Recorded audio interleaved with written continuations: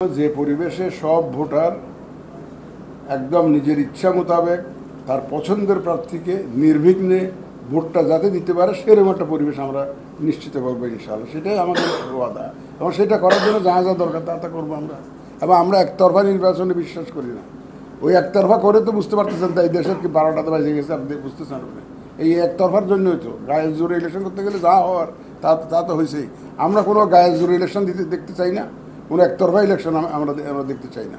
আমরা একটা প্রতিযোগিতামূলক এবং আমরা একটা লেভেল প্লেয়িং ফিল্ড আমরা ক্রিয়েট করে দেবো যাতে করে সবাই এখানে খেলতে পারে, under the rules of the game যাতে খেলতে পারে সেই ব্যবস্থা আমরা করবো।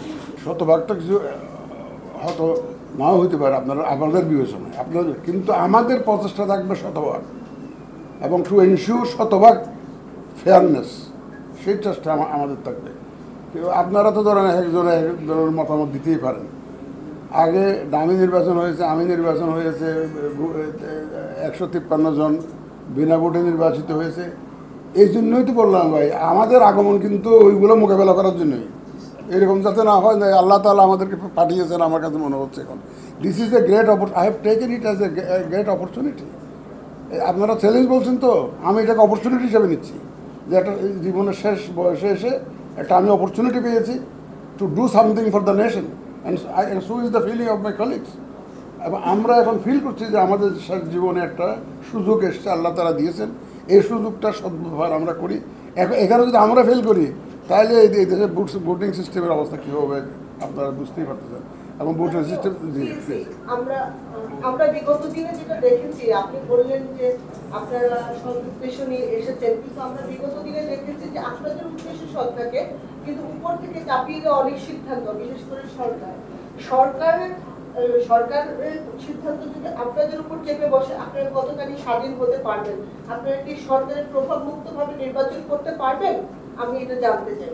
আপনি জানতে চান, আমি আপনার অবগতির জন্য সদয় অবগতির জন্য জানাচ্ছি, এই সরকার সেই সরকার নয় যে সরকার চাপ দেয়। আগের সরকার চাপ দিয়েছে বিকজ তাদের দলীয় এজেন্ডা ছিল, নিজেদের এজেন্ডা ছিল। এই সরকারের তো কোনো এজেন্ডা নাই। Professor Yunus has clarified on many occasions যে ওনার কোনো রাজনৈতিক অভিলাষ নেই। উনি একটা ফ্রি ফেয়ার ক্রেডিবল ইলেকশন দিয়ে রাজনীতিবিদদের হাতে ক্ষমতা দিয়ে উনি বিদায় হতে চান। মুক্তি, উনি শব্দটা ব্যবহার করেছেন, উনি মুক্তি পেতে চান, এই কথাটা উনি বলেছেন। সুতরাং ওনার তরফ থেকে তো, ওনাদের সরকারের তরফ থেকে কোনো চাপ নাই। আগে তো অতীতে চাপ তো ছিলই, ওইটাই ছিল সবচেয়ে বড় চাপ। আমাদের তো কোনো রকমের কোনো চাপ নেই সরকারের তরফ থেকে। আমাদের তো আমরা বুঝতেছি যে আমাদেরকে ফ্রিডম দেওয়া আছে। আমরা আমাদের কলিগদেরকে নিয়ে যা করার করব, আপনাদেরকে সাথে নিয়ে, জনগণকে সাথে নিয়ে, আমাদের যে ব্যুরোক্রেসি যারা ইনভলভ থাকে তাদেরকে সাথে নিয়ে আমরা সরকারের তরফ থেকে কোনো রকমের কোনো চাপ নাই এবং আই এম কনভিন্সড যে কোনো চাপ থাকবে না।